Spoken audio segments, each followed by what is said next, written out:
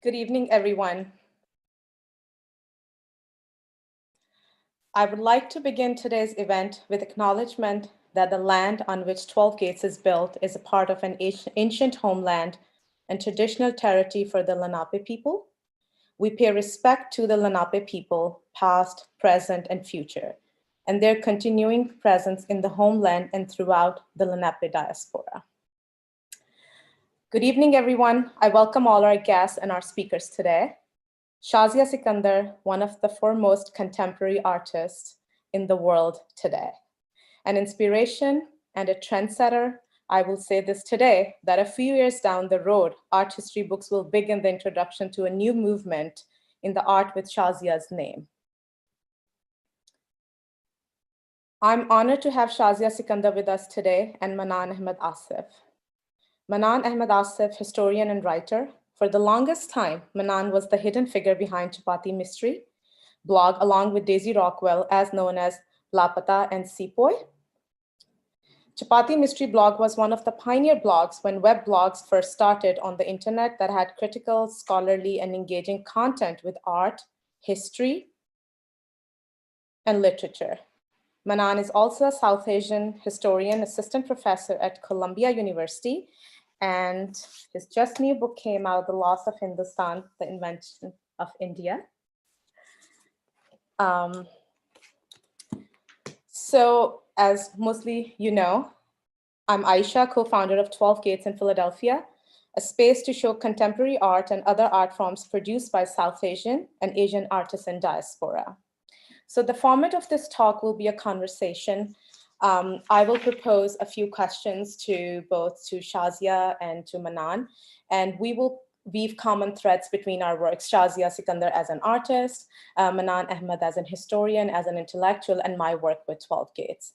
And of course, there will be Q&A in the end, in last 25 minutes. So, but if you have any question, please feel free to post your question in the chat box while we're having this conversation. So if we are on that topic, we can discuss while we are talking about it.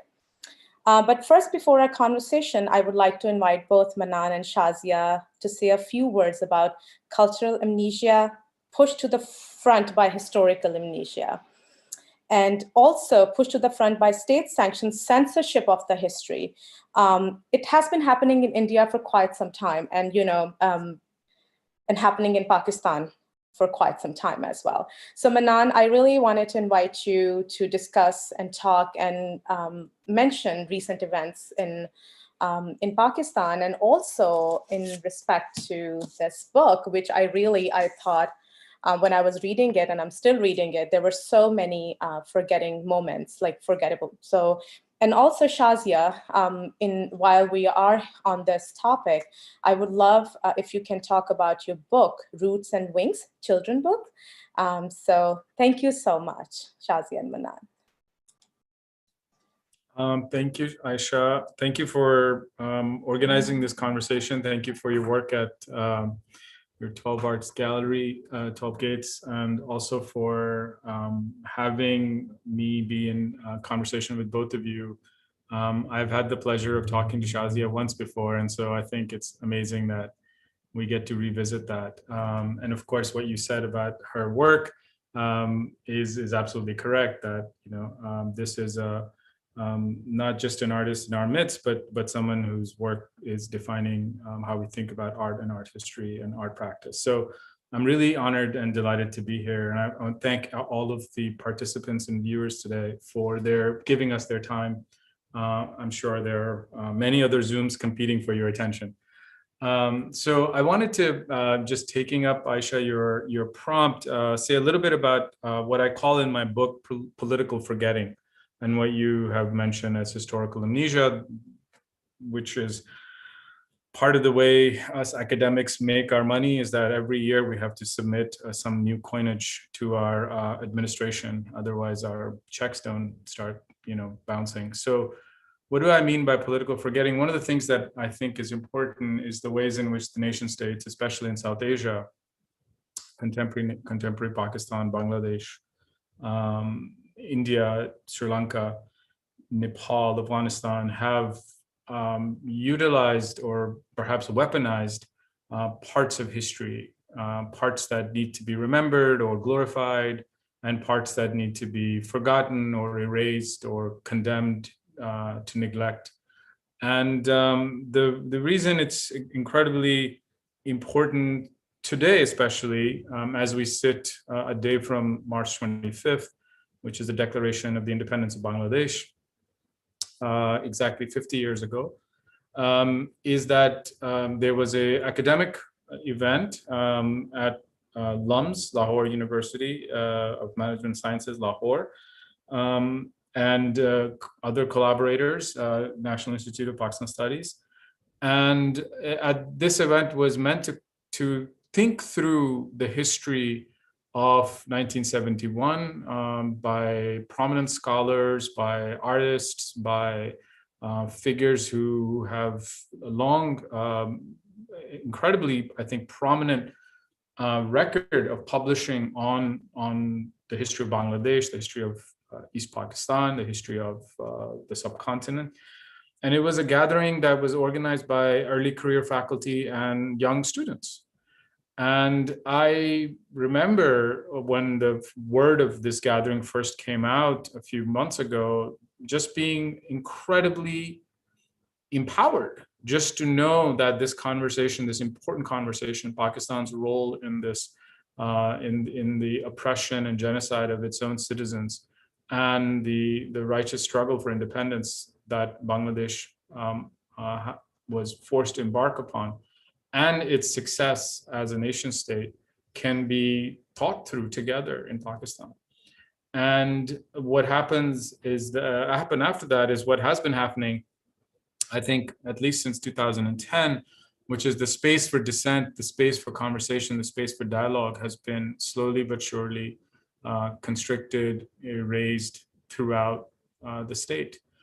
We know this from conversations about Balochistan. We know this from conversation about Pashtun PTM, the Pashtun movement. We know this about other disappeared, the vague and ambiguous category of the disappeared. We know this about the appointments of economists like Atif Mia to the state, so the Ahmadi citizens. All of these are spaces within Pakistan where any conversation, let alone dissent, is not tolerated. And today, as we gather, I'm a historian. My task is to kind of think about history. Shazia is an incredibly prominent artist of ours. Aisha manages a cultural institution. I think all of us, it's incumbent, as it is incumbent upon me, to recognize the burden of this history, to recognize the burden that 1971 places upon all of us collectively, and to say that we need to have the space, the intellectual space, the cultural space, the social space, to talk about 1971. And similarly, we need to recognize the interconnected paths that are shared across the subcontinent. My work has been both about political forgetting, but also about the ways in which history is weaponized. And here, it's hard to call something that happened 50 years ago, quote unquote, history in that sense, in the sense that I'm a historian of 9th century, but the weaponization of 1971 as political amnesia, as political forgetting, is to me an incredible and important challenge that we need to recognize and move forward. So I just wanted to begin by just saying that 1971 remains a thing on the Pakistani side of things, remains a thing that has been erased from popular and political memory. And I speak only for myself, not for my two co-panelists, but as a Pakistani citizen, I'm incredibly invested in making sure that this conversation is never forgotten. So I'll just stop there. Thank you so much for this opportunity, Aisha, and I'm looking forward to our conversation. Thank you, Manan. Thank you, Aisha. Thank you, Manan. Thank you, everybody. Such an honor to be here in conversation with you both, and in conversation, I'm sure, with everybody else. We'll get an opportunity to speak with others and answer questions, and hopefully, generate a dialogue that that informs all these concerns as South Asians. And, as a historian, Manan, I find your work very creative and playful too.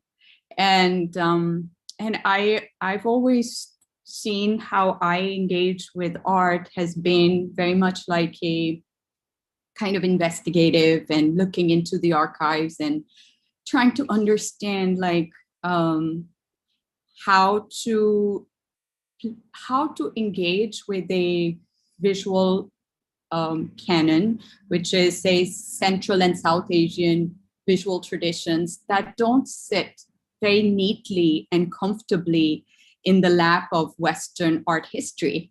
So that has been from the very beginning. I gravitated towards that idea, towards that pursuit as a teenager. So it was happening in Pakistan. It wasn't a choice that I made by coming to the West and then thinking of ways in which, I could stand out, perhaps.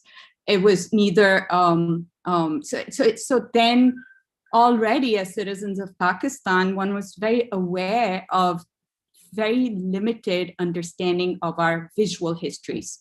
And of course, growing up at that time in the 1980s, I went to a convent school like many other women and kids too. And, one was studying what we thought was, quote unquote, a good education, obviously a privileged education, but it was very outdated. It was very English. It was also, nobody questioned at that time, like right now, this issue on decolonizing public education in space.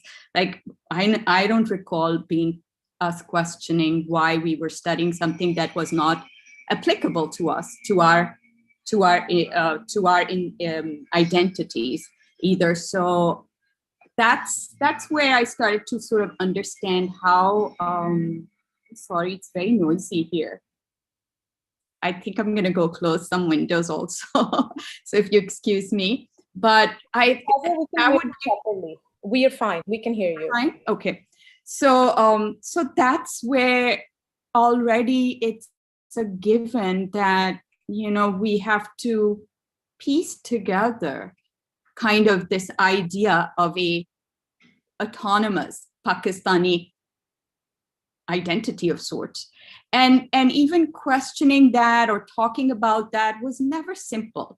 Either you were it was a very slippery slope. Like either you were questioning something, so you shouldn't be questioning it, or we had to define things between a less of a syncretic nature and more of a religious space.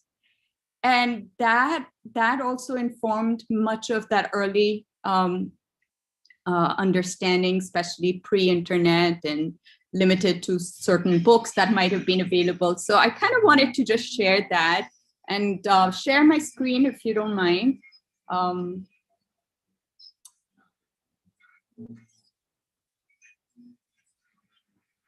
Oops, sorry. Let me see. I think I'm sharing a incorrect screen. I'm going to try again. Are you able to see it? Yes, we can. Yes. But I'm sorry, it's there are two screens, two PowerPoints. Which one you're trying? Okay, sorry again. Totally fine. Shazia, this is part with virtual. Let me just, why don't you take, because I think I lost the thread here. I can't see the screen anymore.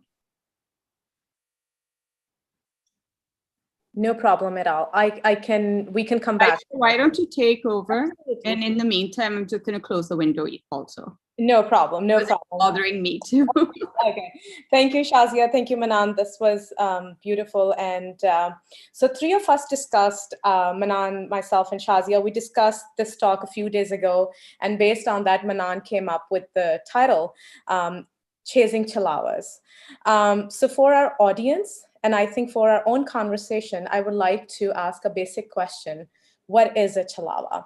So in Shazia's work, Chilawa is a trope that appears in her different works, perched here, flying over there. And Manan, you also talk about Chilawa. And you talk about it as something that appears and someone that ruled our cities within living memories and now are lost. So its meaning either changing with time or they're lost. So growing up, for me, Chilawa was in a folklore kind of reality in my family. So as I was telling you, my grandmother, my mom's side, she used to call me Chilawa, saying that I didn't sit still with her for too long and always running. And I used to talk so fast, sometimes she wouldn't understand me what I'm trying to say. And she would just like, why, you're like a Chilawa. And then our other family stories involve Chilawas appearing from nowhere in a late evening when my grand uncle is going from King Edward Medical College to Old City, Lahore. And we used to hear him telling those stories. So like Chilawas will appear and then they will disappear. So these Chilawas were sometimes harmless, except they would instill fear in you. So, and now after talking to you and Shazia, I'm like, I have new understanding of, or rather I should say reading of Chilawas. Going by the title, Chasing Chilawas, what are we chasing? Because I was thinking old and lost narratives, alternative stories that get lost in state-sponsored erasures, state-sponsored in case of Pakistani textbooks, and media-driven erasures here in the US. So I think my question to both of you, like, when did Chilawa start appearing in both of your stream of consciousness? And Manan, we would love to get a little bit introduction about Chilawa because you brought this back in my life, at least after I can say good 30, 35 years. Wait, am I going first? Does that mean I'm going first? Yes. Okay. Chalawas. You know, there's this, something happens among all of the things that happened in 1947. Something happens where Lahore, as it's emptied of its Hindu inhabitants, and it sits empty for a while, even though the refugee camps begin to fill up. And then it's a process of about a year and a half when those properties are repossessed. And I use the word possess here deliberately because something happens in that transition where when I was doing an ethnography in Lahore and I kept talking to people who had moved during 46, 47, 48, 49, and they said, you know, we had a possession in the house. The house was empty, but someone was still living there. That something was sometimes called Baba, sometimes they were called Sai Baba, sometimes they were Chalawas. They were otherworldly beings, supernatural beings that had taken over spaces. And I never really kind of understood how I kind of conceived of these apparitions. As Lahore expands and it goes beyond what was used to be the colonial city and the cantonment area, in the Lahore that I grew up in, much of it was empty. And if you go to Lahore now, none of those empty spaces are empty anymore. They're full of new developments. But at least in my youth, which is not terribly old, but there were a lot of empty spaces. And in those empty spaces were Chalawas. And there were churails, and there were booths, and there were jinns. And these things had two types of kind of metonymic characteristics. They stood for the thing itself, as in supposed jinn or supposed booth or supposed something or the other, but they also stood for the individual. A lot of times this was gendered. So the troublemaking woman, whether you're Bahu or your Nand or your Sali or your Sas, would become the Churail. The young woman child who's running around will become Chalawa, as Aisha says. The unmarried woman who is outside of the household, is seen outside the household. The woman who is lipstick is too bright. The woman who walks too fast in public.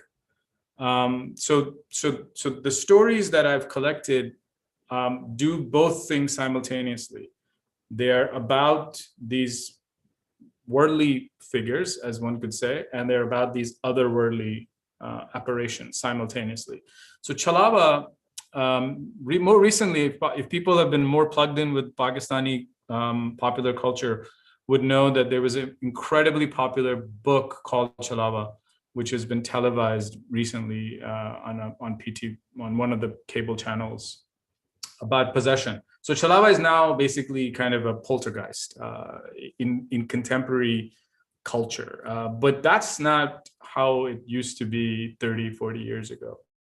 And the little understanding that I can grasp on these hauntings has always been that how do you make sense of a space that empties out and is then repossessed, and the repossession operates only if the memory of those who left is completely erased. Only if you can physically erase any Devanagari script, only if you can tear down the nameplate at the top of the colony gate, only then can you properly inhabit the space. But it's never a task that can be accomplished to 100% surety. So what happens in Lahore, in the Lahore that I grew up in, where there are all these unassimilated bits, these parts of the city of Lahore that still said, I can speak and read Devanagari, I can worship in a temple, I can have a murti.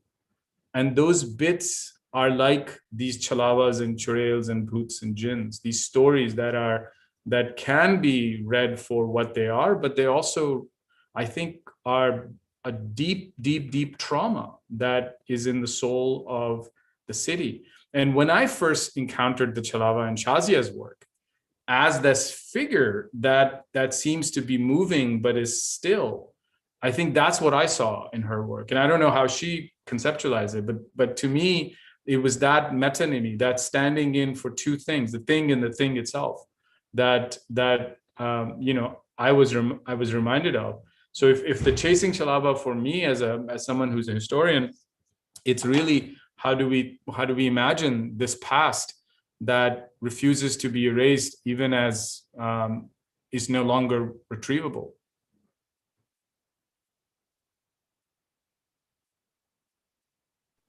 So, Manan, this is perhaps the work that you were mentioning, right? I remember having a conversation about Chilawa in the 90s when I was making this work. And of course, many people did not, the nuance it fell flat. And I often, the substitute often given to that idea of the Chilawa was this hybridity, which is so different. So I remember the Chilawa that I've made here was often considered as this hybrid form or sphinx or something that's kind of made up of multiple identities. And for me, the Chilawa was the lack or the absence of the identity. And so I wish we knew each other at that time, or these conversations could have happened, because so much of that time for me was really about questioning this type of straitjacketing that tended to happen when so much of the iconography was not being completely understood, and the frame of reference wasn't necessarily available. And your books, for example, your history, like your books, that this kind of discourse wasn't around. So then of course, the next thing in terms of the othering that starts to happen in this culture is then you get seen through your biography of like who you were, where you're coming from.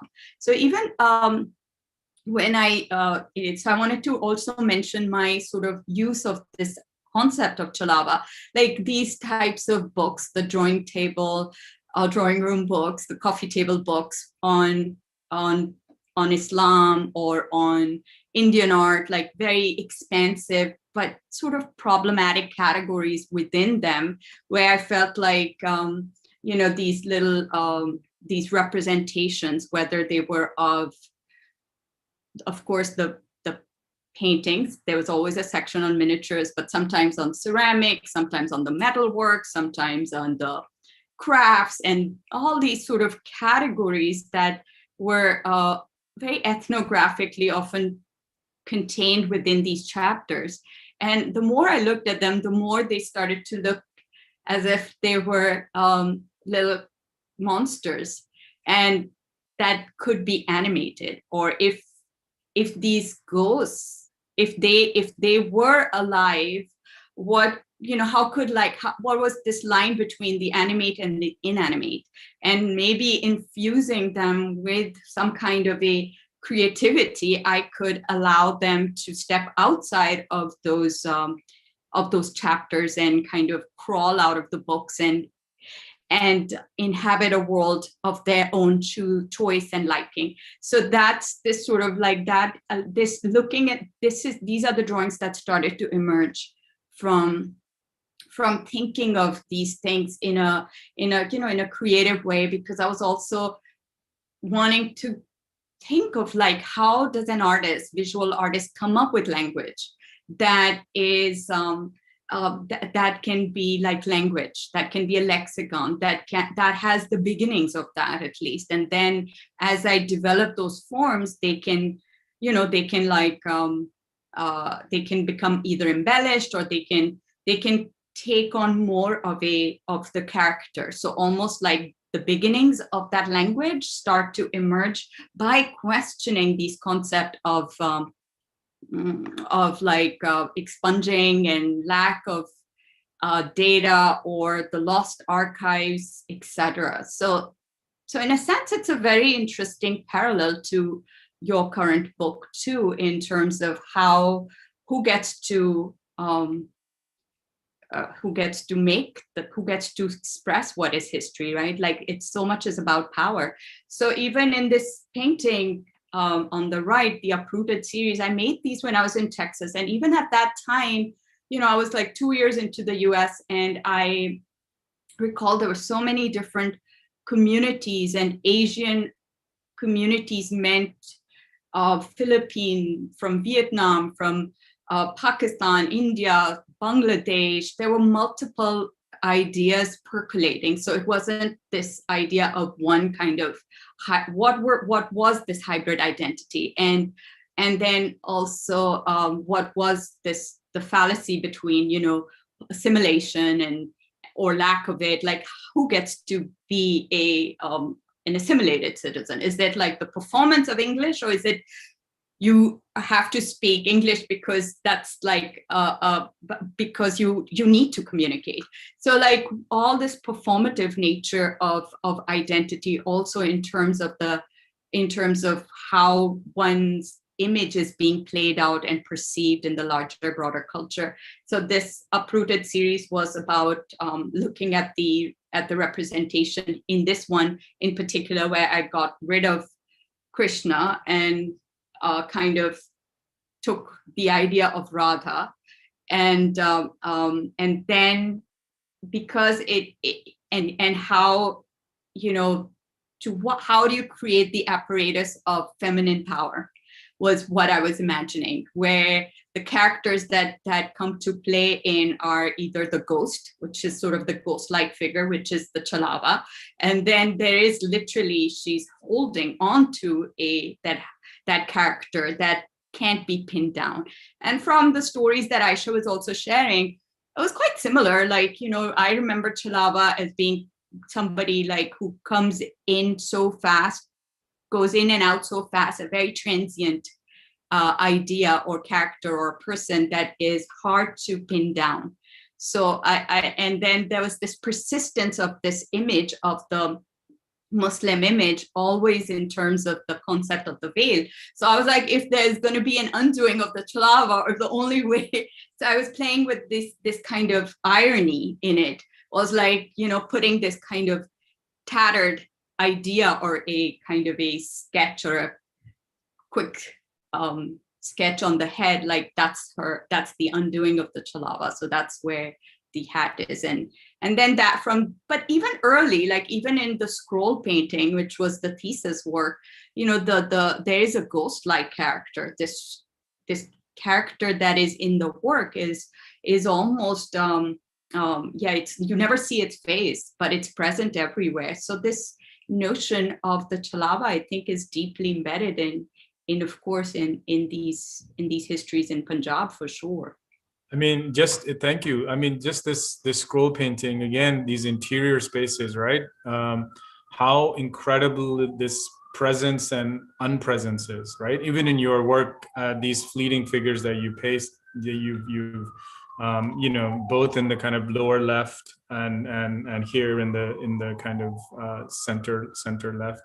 And I'm, you know, the stories that I collected, and this is also true of Delhi as another kind of the twin partition city with Lahore, is that these apparitions, these ghostly presences, were part of the household. They weren't a relationship of antagonism. It was a presence of loss that people were living with on a day-to-day basis and were articulating it as such. Here is an empty room where we leave food. No one lives here but Sai Baba, who is an invisible being, but we feed Sai Baba. We leave this charpai there, we leave this food there.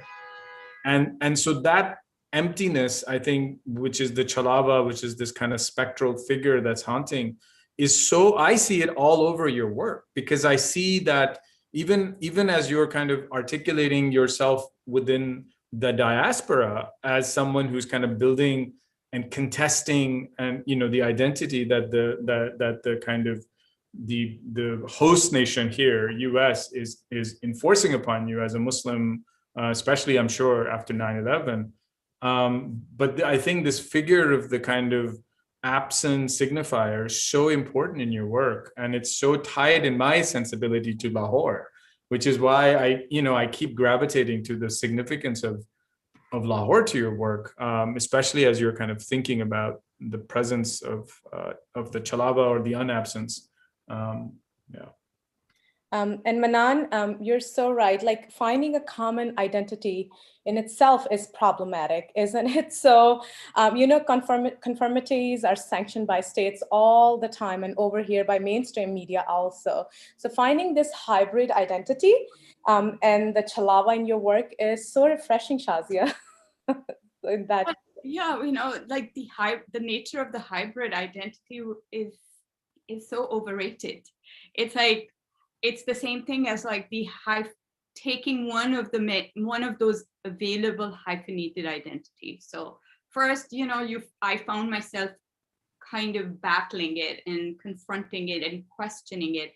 And then I was like, okay, the more the merrier, you know, all right, if it can be one day, if it's Asian American, the other day it's Pakistani American, then it's Muslim artist, or it's a female artist, or it's, you know, older female artist. It's like, it's this constant thing about which is deeply entrenched in the psyche of who we define as the other, and then how that is deeply rooted in art history, in terms of even in and that's where what I am interested in is, how does an artist, a contemporary artist that is really invested in digging into the archives, where the archives are already very dismembered and they have been torn and dislocated, and then because of the history of the colonial history, they have been dispersed for profit, and they exist in many storages institutions or in private collections where they have yet to be published.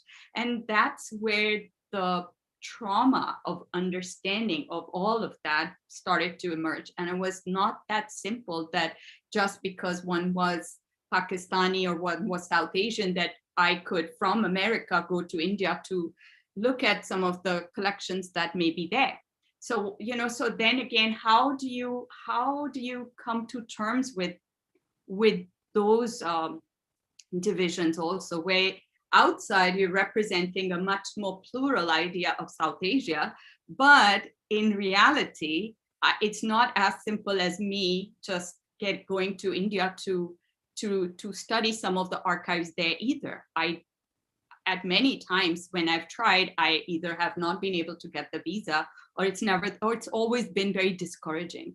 So then I also question that this proximity that we have to South Asia as this space where we can all be, similar, but in reality, it's much more political. How do you come to terms with that idea of intimacy, but at the same time, it's not accessible, it's not available? And I wonder if you had any thoughts on that. So Shazia, whatever you said, it makes so sense to me because, of course, I'm a South Asian, I'm a brown woman. I know that 12 Gates is a place where we focus our narrative. I'm not trying to change any narrative, and I'm not trying to bring any lost narrative or anything. But one question is, like, we're calling the art we show is a contemporary art, right?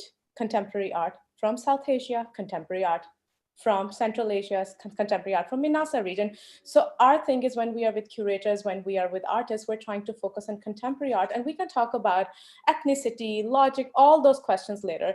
Because the way art, so my question is, like, again, mainstream media and the world in predominantly in USA, like, if the art is made by South Asian artists, it's South Asian artist.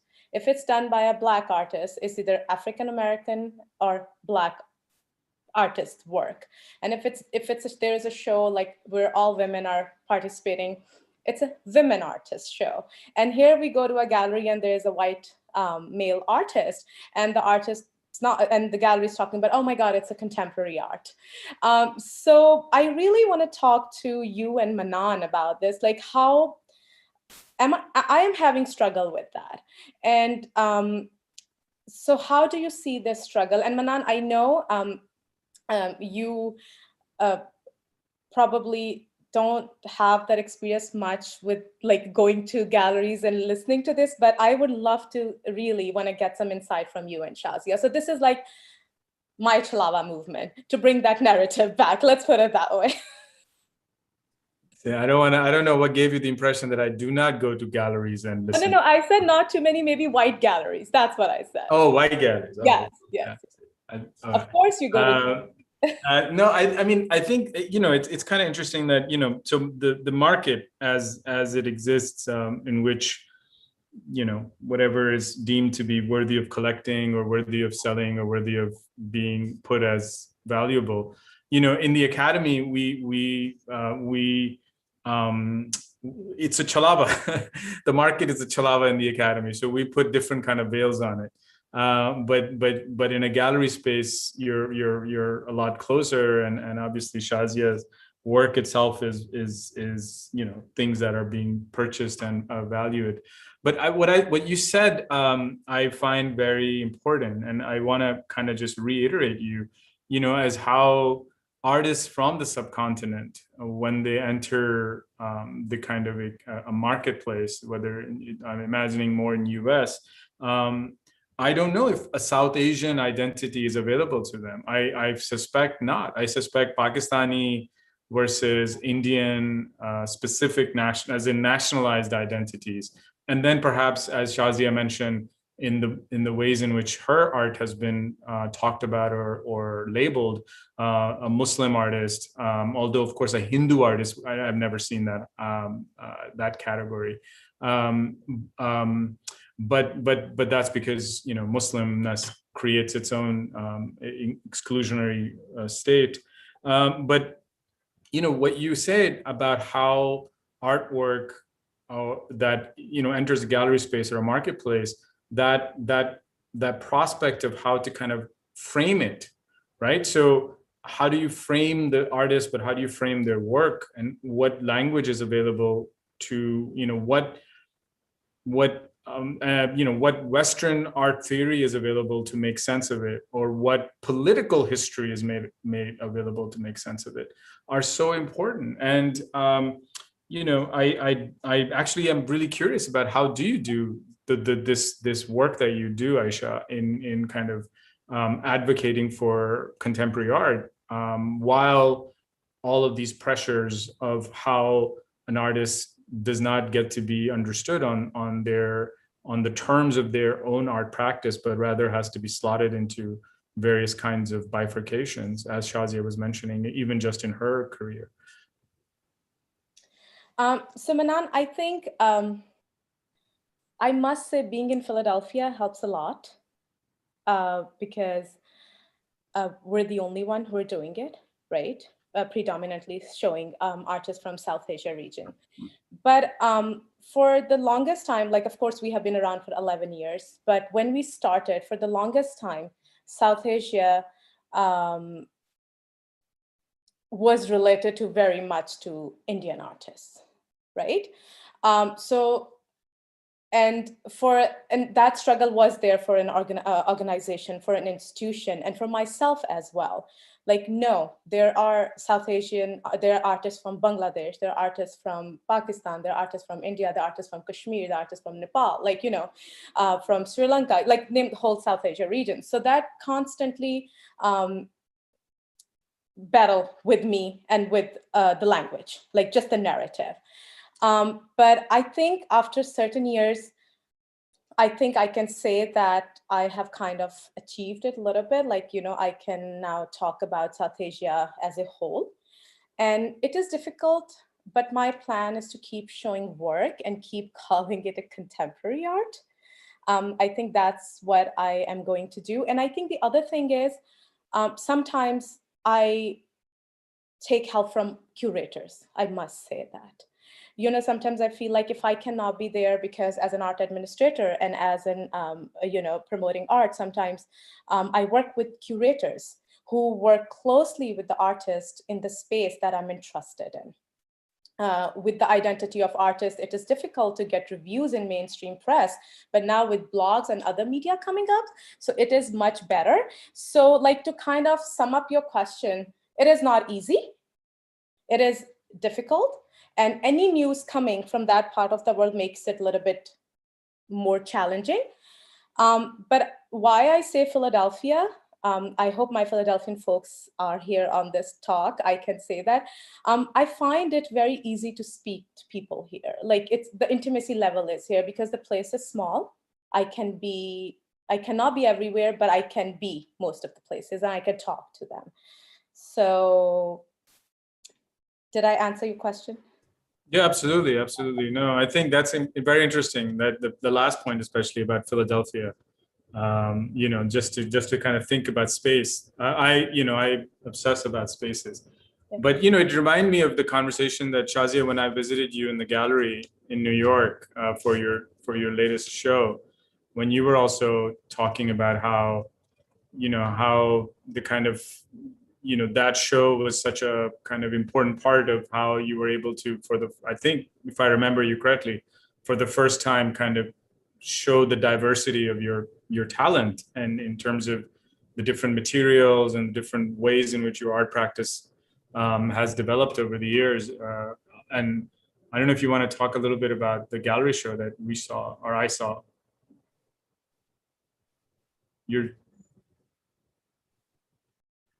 Yes. So no, I totally I understand the dilemma, Aisha, that you encounter, and it's definitely, it is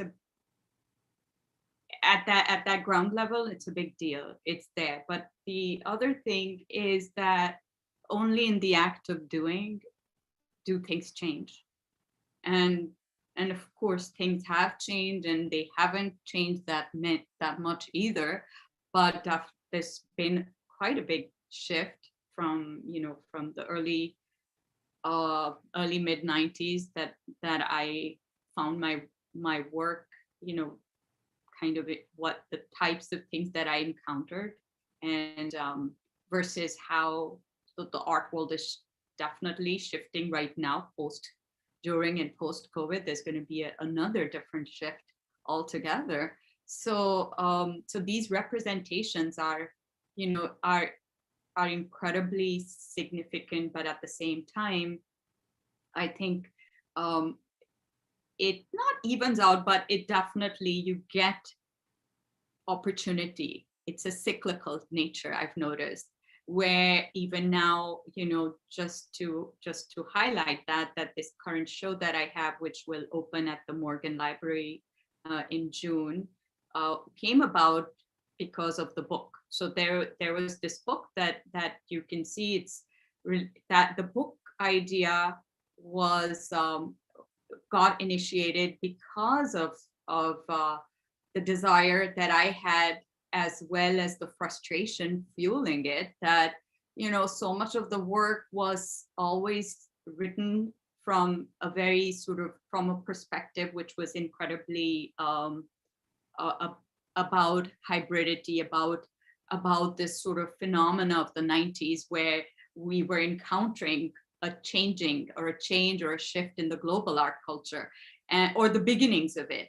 And this project, this book itself, allowed me to engage on the practice, of course, from distance, but also from the perspective of other artists that with whom I shared time, or who saw the progress occur in time and space, with teachers, with a dialogue that could be done both from players in Pakistan, as well as people that I met and encountered, and who had some influence in the choices that I ended up making, or who gave critiques, like Wasef Hortoon, who was one of the first, I think, directors at the curatorial center at Bard College, and then goes back to Istanbul and starts Platform, and then Salt. So like people that that knew me in early 90s. And so of course there is this project of the book, and simultaneously there is a children's book which also comes out this month, or early in April.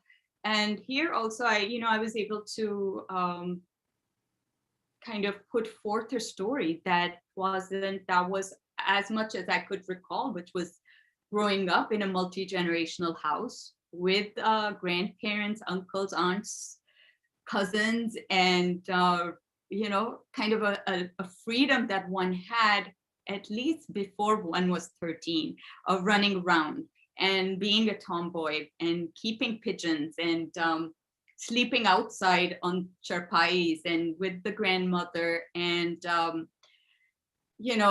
flying kites with the grandfather, skateboarding, playing cricket, all of that. Like these things that did not necessarily I saw, and I have a child that I never saw, like when in terms of like other identities, if there was, say, books on the Muslim American idea, it's often very much just seen from very specific perspectives. And so I was like, here one is not going to try to put forth a very on purpose a different picture, but this is how I grew up in Lahore. And so this book allows me to share that. And for that, it was a learning curve also, because it's not that simple to imagine a book for children. It looked easier, but it's much harder, because then you really have to think differently. So of course, for that, it was great opportunity to work with the editor and a producer of children's book, Amy Novsky, and then the illustrations were done by Hannah, who is a fantastic illustrator. And of course, the pressure was like, oh, you're the artist, you should illustrate your own work. And I was like, again, my work doesn't really cater to, it's not meant, I'm not like a graphic illustrator. So why should I have that burden that I should illustrate my book? Just because I am an illustrator. Like if you're planning to do a book on my childhood, maybe, like many of all the other books, somebody else has illustrated the artist. So kind of a little bit of there where I think it worked out in the end. But definitely, these are things that you are confronted with, that you since you're going to tell your story, the burden, the onus is on you on representing an entire culture, on representing an entire, like, why should we have that? It's the same way, Aisha, like if you're true, you should be free to work with whichever artist you want to work with. So these are like very fine kind of lines that we are constantly, negotiating and learning from the experience of how we either take on too much or react or teach in the process or learn in the process. But these are things that I think all of us share in our respective fields. Thank you so much, Shazia. So it's right. Okay, so I think I have time to go over one last discussion question, and then we can open it to public. Are we good with that? It's almost 6 o'clock. So, Shazia, you probably want to keep your slides up because the next question is directly related to your work, of course. So Manan, you had asked me a few days ago about the Arabic script or the Perso-Arabic script, how it is perceived as written word versus broken up and jumbled up letters. So I was like thinking about it, right? So I was like, okay, so there is my perception of an artist's work that we are planning to work with. But of course, that is always there, right? But I also do think about how my audience will perceive it. And Shazia, so, the other day I was talking to you, so I figured this might be a difference between how artists might work without wanting to think about it because it becomes contrived. Like if you have to think about audience, like while you're working, and how organizations go about it. So there are, of course, those who see just any Arabic letter and imagine, I don't know, flying carpets, hashish bags, hashish trade, Muslim art, enslaved women, Islamic art, whatnot, like some sort of Oriental, I suppose, and that's my experience. But then there's also the intention of the artist. And then there's always the informed viewer, like my friend, as Manan will describe your work. So, but if the script breaks up preconceived perceptions and disturbs the viewer's idea, and they leave with a different question in their minds than the answer they walked in or the expectation they walked in. So I think I'm interested in that. So, but I would like to know your thoughts and how you came up with this question, because I thought it was a very interesting question, because it made me thinking, like, what do I think when I think of text? Or because, again, I am from that part of the world where I take it for granted, right? And Shazia, you use the Perso-Arabic script in your work too, sometimes as Urdu poetry, and sometimes Arabic from your Miraj work. So I would like to know how you approach text in your work. So Manan, if you want, you can go first, or Shazia, however. I mean, I don't have a very sophisticated kind of response. I think I find it very interesting. The manuscripts that I generally work with are illuminated, so they contain script and pictorial representations, oftentimes, of the story that's being told, or the miniature, as the Western Academy ended up calling it. But I only read the script. Do you know what I mean? Like I never look at the kind of the quote unquote miniature, because I'm a boring historian who is trying to literally figure out what's written. And so what happens when an artist like Shazia takes Persian words or Urdu words or English words or Hebrew words, and she kind of breaks them apart and lets them rain down. And then sometimes you can connect some, and sometimes you only see the tendrils. It's just amazing to me, because what happens is that my first impulse was to try to read it. And I think that's what happened in the gallery, where I was standing in front of one of her pieces and just like trying to read this Ghalib. I think it's Ghalib, if I'm not mistaken. Yeah. And I was just trying to read it and just trying to remember the whole ghazal or the whole couplet. And just then checking myself and saying, no, wait, that she doesn't want me to stand here and read the Ghalib. Like, that's not what's going on. And that was kind of a moment where I it's something where the power of the art and the power of the artist is precisely to, I think, fundamentally kind of alter the way we look at the world. And one of that alteration is through script, because script is such an important part of like how we make sense. Whether we know the language or not, doesn't matter. If we can recognize script as script. And I think in these particular artwork, I am just kind of fascinated with the way in which Shazia is both kind of melting words and letters, but also kind of still you come up with an amazing visual language, which itself is legible. You can read it. Anyway, so that was just my response to it. So Shazia, it's all up to you to explain it more. Well, I will go back to where you started, like as a historian, right? You're paying a lot of attention to the text, which accompanies many of the manuscripts.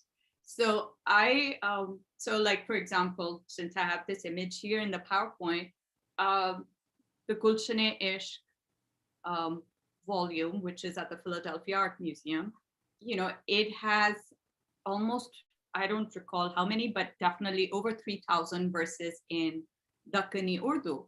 So that's impossible to read, or I don't know how to read it. I think there are very few scholars that are experts in Dakkani Urdu, but nonetheless, it forms the identity of the book. So the epic poem is written in Dakkani Urdu, and every so generationally, people will, artists will be inspired and then create minute paintings in response to that epic idea of the poem of the book.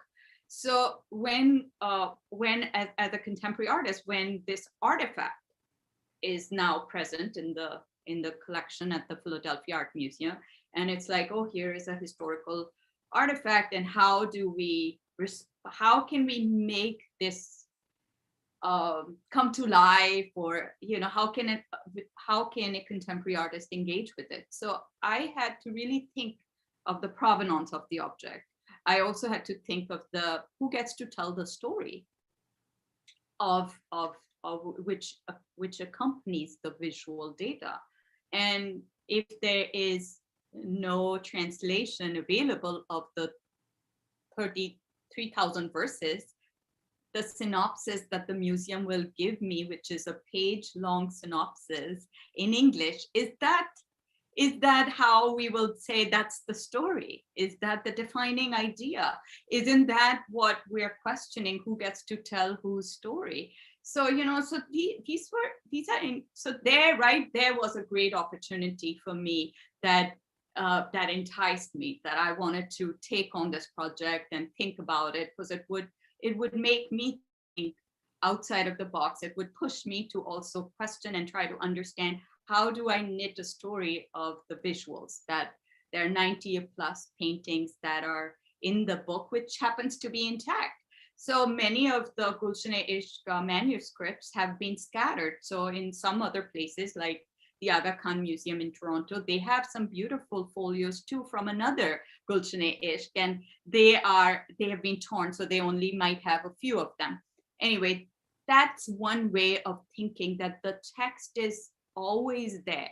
It's often in the back of the painting, but we will never see it, because in the museums you will go and you will see the painting, framed, the miniature is framed. You don't really see what's the back matter. So right then you start thinking there is the erasure of sorts, or the curation is being very much about leaving the text out.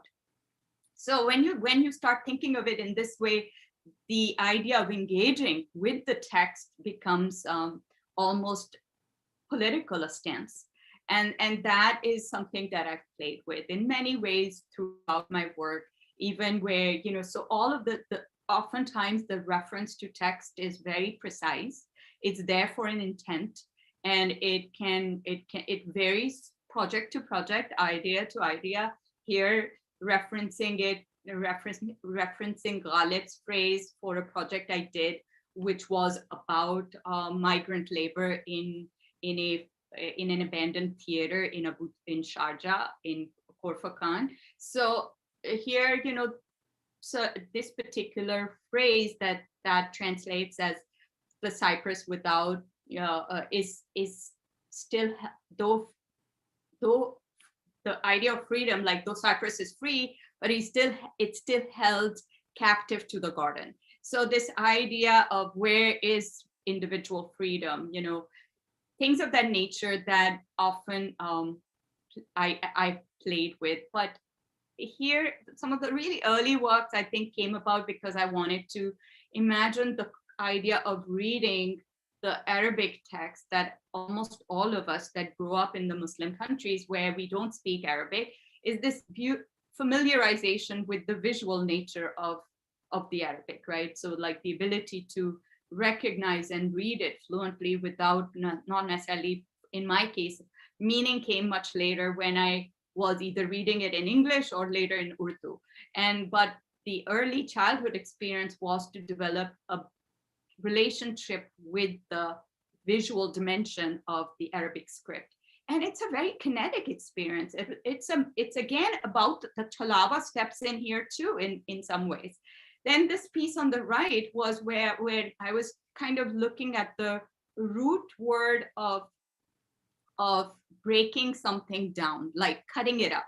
So whether it's the idea, whether it is qatl, to kill, what that root word is in Arabic and Hebrew, and then writing it down and fragmenting it further and building this ball or sphere, which is, for me, was reminiscent of barbed wire. So here you may think, oh, it has no meaning, but the meaning is in multiple layers. So almost all the works that I do play with text in all these different facets. Over to you, Aisha. Oh, thank you so much, Shazia. So I think we will open it to our guests. If you want to ask a question, please raise your hand. We can unmute you. If you want to type in chat, you can do that. But please let me go to yes. So yes, we are here. So please let me know if anyone wants to have any questions about it.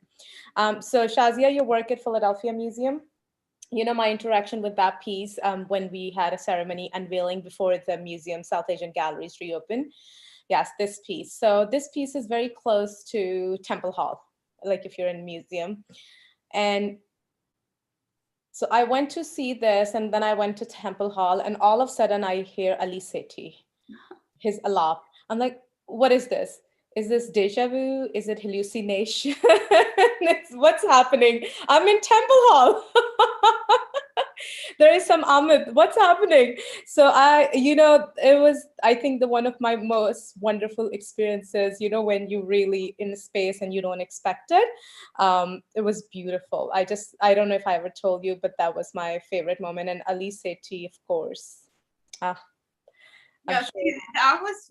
that was really like, just, it had to happen that way. I ran into Ali. We were almost finishing with the piece.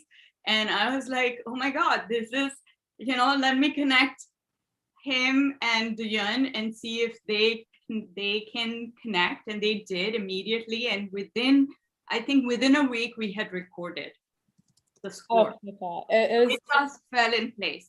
And now it's so much is the part of the identity of the piece too, and adds a beautiful way of navigating, again, this sort of idea of how we can intercept and engage with tradition. You know, tradition is not this big elephant in the room. It is something, you know, that I can't be, as an artist, you know, like I should have the freedom to engage with tradition, and it doesn't make me less of a contemporary artist.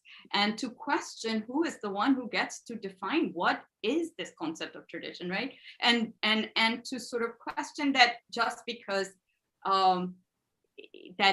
because I happen to be, you know, South Asian, doesn't mean that all artists engage with this language of tradition. So it shouldn't be like this kind of prism through which you have to see like the broader culture. It's a very individual engagement. And that's where I think in this particular piece, all three, the composer, it's myself, and then the singer, really are engaged with this idea of like dismantling tradition or that language, and often from within, and not necessarily as an effect from outside.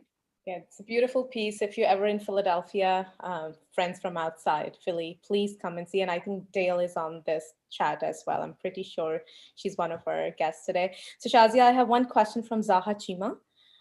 Shazia, how did you come to provide your art as the cover of Tafiya, Faizula's poetry book? Tafiya. You know, yeah, so I got to know of her poetry at that time when the request came, and loved it. So I was very happy to give the image to her and her publisher. Usually that's what happens when a request comes, when somebody knows your work and they think that it'll be appropriate, and you know, and it can be just that much, or it can be a different situation where there's a collaborative relationship already in place, and then you know your image can be part of their inside as well as outside of the book. So that's how it happened. Thank you so much. And we have one more question from Agnes. Is any of your work linked with personal experiences with supernatural? I think all Pakistanis do, but now we have to, Aisha has to host another whole exactly on that. Yeah. Oh, there are many, many stories, of course. I mean, I think that's what I was trying to say. I think that's the supernatural part is the partition, and I think we've all experienced it. I think, you know, I don't mean it in a metaphorical way either. No, you're right. I think like when Salman Rushdie came up with the kind of Midnight's Children, I think he put the emphasis on the wrong part of the imaginative world. I don't think something came to be born. I think something vanished, and that presence is with us. And so you have all of my, I mean, my ethnographic work has been trying to think about these supernatural hauntings that, you know, I grew up with, whether in a city or as kinship relationships. But I honestly, it's literally the partition. Manan, I also wanted to ask you one more thing. Is when I was reading, you know, your process of how you do research, and so much of it is like you were walking, right? You walked through the city, and I know it's very different now, but growing up in the 80s, it wasn't that simple. Like as a young girl, you couldn't just, you know, even leave the premises of the National College of Arts.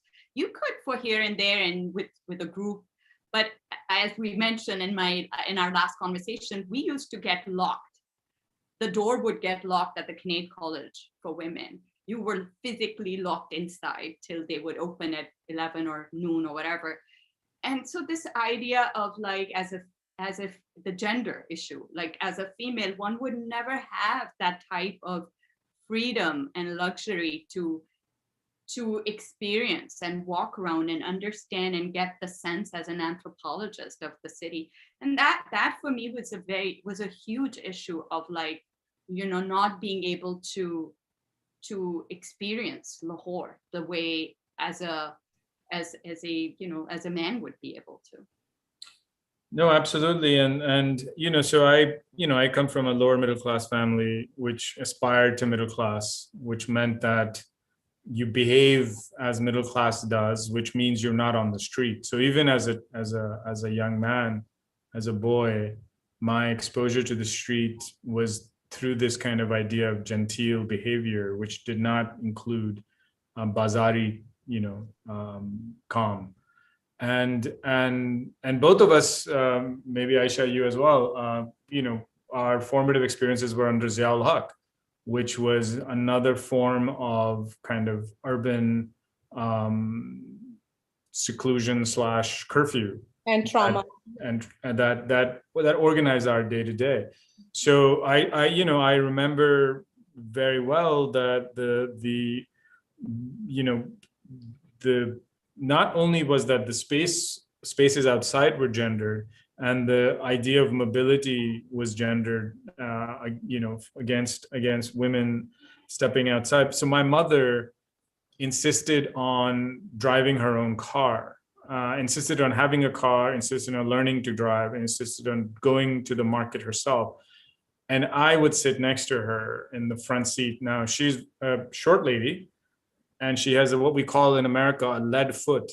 So much of my trauma with mobile is just the imminent death of sitting next to her while she careened outside.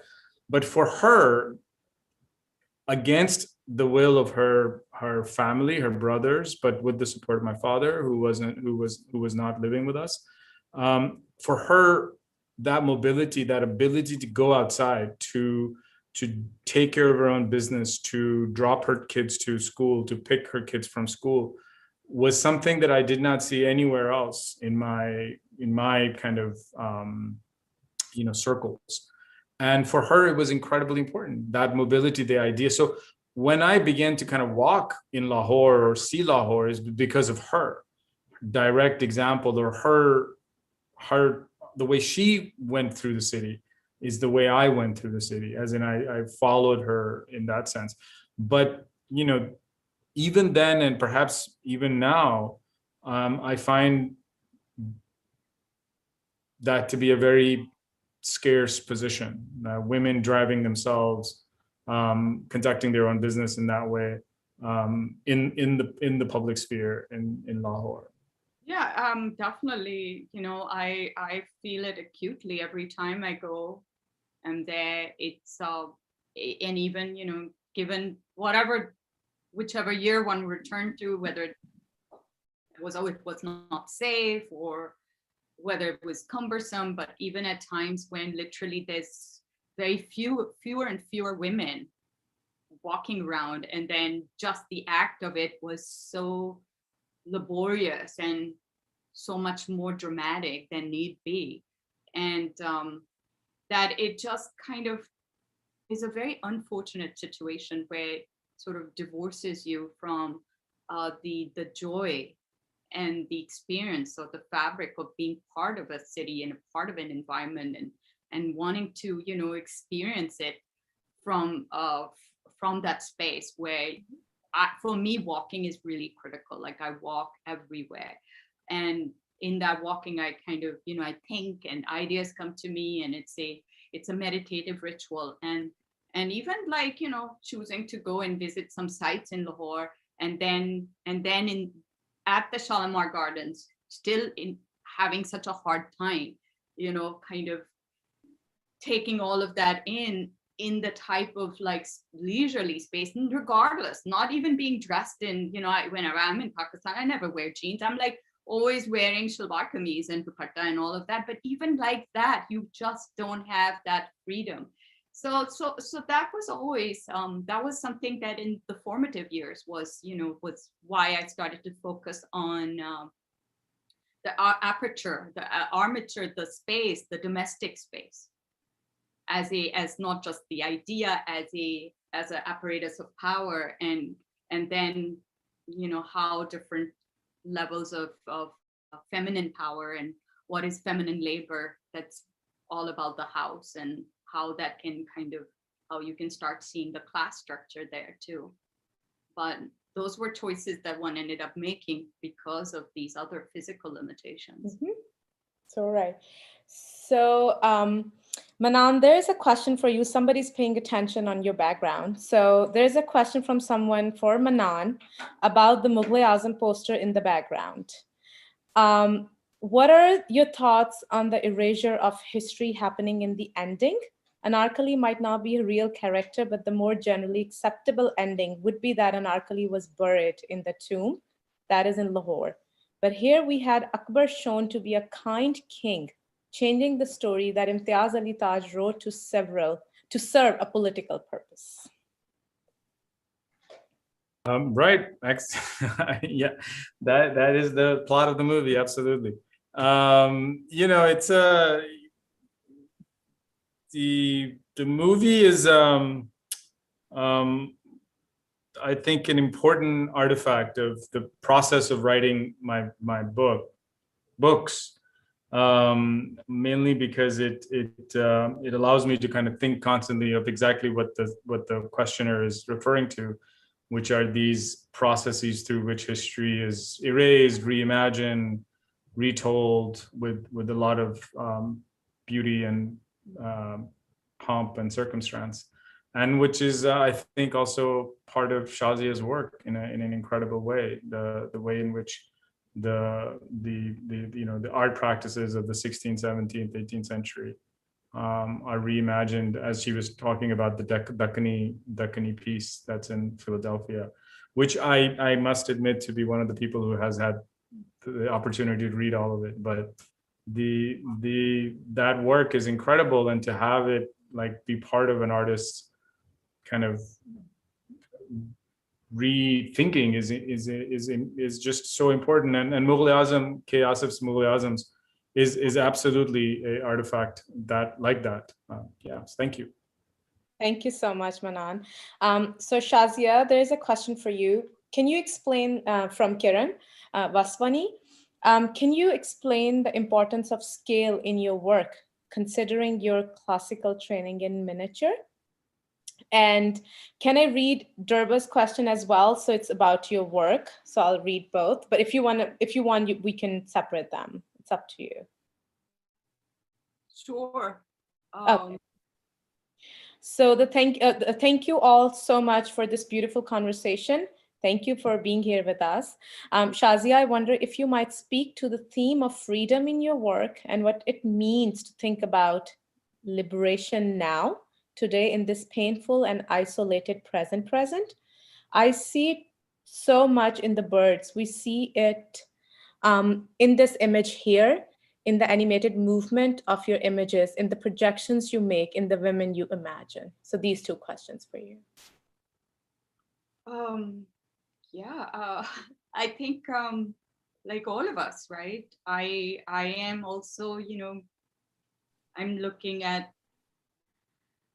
history. So, you know, not all the work is stemming from just that one kind of sided conversation with history, but I'm aware of it. I'm interested in it. I'm interested in what it means to really, yeah, like right now, like to really understand what decolonization is like at a very tactile level. Like what little thing, we all have been doing that in our respective works, but when I kind of step outside of it, I want to imagine like what is the responsibility in my in the platform I have. Like I'm excited by that.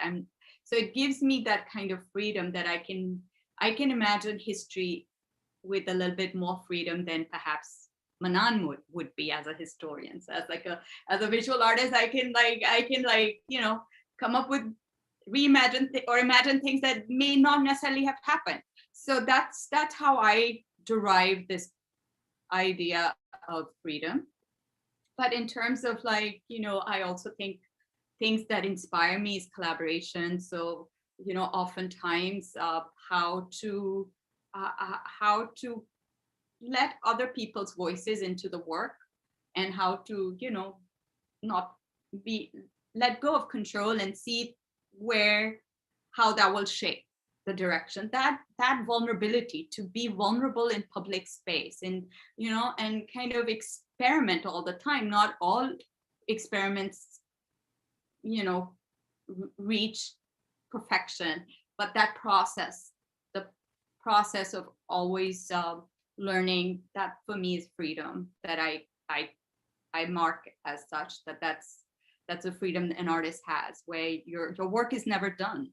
So it's constantly, it's like every time you got to start all over again.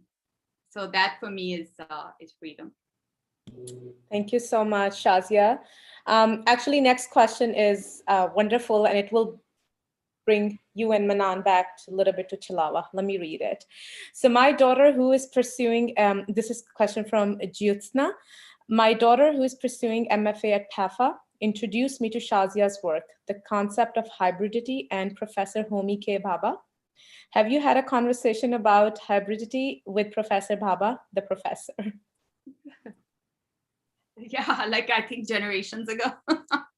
It was a long time, you're right. Like 90s, if you think 90s was hybrid, about a lot of it was around these issues, and the post-colonial discourse, has kind of morphed and changed and is constantly shaping with each generation. And that's what I was referring to earlier, to the cyclical nature. So yeah, so I do remember like a lot of the conversations in the mid 90s, in 98, I think I had a conversation with at the Renaissance Society at the University of Chicago, because some of that academic discourse was happening there at that time. Perhaps he was teaching. There was Public Culture also, that journal with Arjuna Padarai. So those are, so it wasn't just one aspect of it, but definitely, as a visual artist, I think it's always exciting how your work can allow what type of conversations to enter. But that's just, for me, that's peripheral. It's happening after I've made the work. My work is not, an illustration of these concepts floating around. So that's where I take like ownership into my practice, is like it can as easily engage. In fact, like having conversations with Manan right now on the topic of Chilawa cements the work in a very different way. There's much more affinity there in terms of our backgrounds and histories, and how so much of that charges the work in a different way than, say, how that same work, like some of those same works that I was sharing were done at that time in mid 90s. So yeah, so that's what I wanted to say. Like, I've had those conversations. I've had many more conversations with many more people, and every time I'm excited that these conversations can fluctuate and evolve and change, and even be quite opposite and different. So the work remains constant, but the conversations are changing and shifting. Thank you all so much. I love this conversation. Manan, Shazia, you can't go anywhere. So I hope you all did too, and I'm sure we all did. Manan and Shazia, please, I would like you both to have the last words. And well, Manan is the expert with words, so let's have Manan have the words. But sincerely, gratitude from 12 Gates. I know our couple of board members are on this chat, friends, peers, all. Please. I just want to thank Aisha, you for hosting this, for 12 Gates, to bringing us together. I visited, I think, very briefly when Daisy this was 10 years ago or so. So I can't wait to come back to Philadelphia and visit your amazing space again. And it's really is always an honor to learn from Shazia and to think with her. It's just I know that you, in the introduction, you used the word intellectual with me, but the intellectuals here are obviously the wonderful artist and the wonderful gallery owner. I just write things You're for very a living. kind, and I told you several times. Very kind. No, it's I do. This is not. I mean, there's nothing wrong with being kind, but I do mean the fact that so much of the kind of intellectual vibrancy in this conversation comes from the incredible work that Shazia has done and the way in which a cultural organization like 12 Gates can have conversations. And I think that's what I was trying to say in the beginning, that it's just a moment in which we need to have exactly these conversations that are more inclusive, that think about history and politics and think from a place of kind of bringing some of these politically forgotten and historically amnesiac worlds back into our conversation and then building something new from there. So I'm really grateful for this opportunity. And thank you so much to all the listeners and the amazing questions. Thank you. Thank you. So I guess, Manan, you have 2 reasons to visit Philadelphia now, 12 Gates. Me and then Shazia's piece, 3 reasons. And hopefully, we will see each other again soon once everything is over. And, I know I can't say this is the best thing, but one thing through this pandemic, the virtual reality we learned, we can have these conversations and they're not always very comfortable conversations. One has to be very strong and very upfront to come out and have these conversations. And forget about like you and Shazia giving us the time and all of you being here with us. But I really appreciate that I guess I can speak on 12 Gates team, behalf of 12 Gates team, that keep us going. Like, okay, go 12 Gates. Absolutely. Thank you so much. For you, Aisha. Thank you so much. Thank you. Take care, everyone. Bye. Bye, everyone. Bye. Thank you.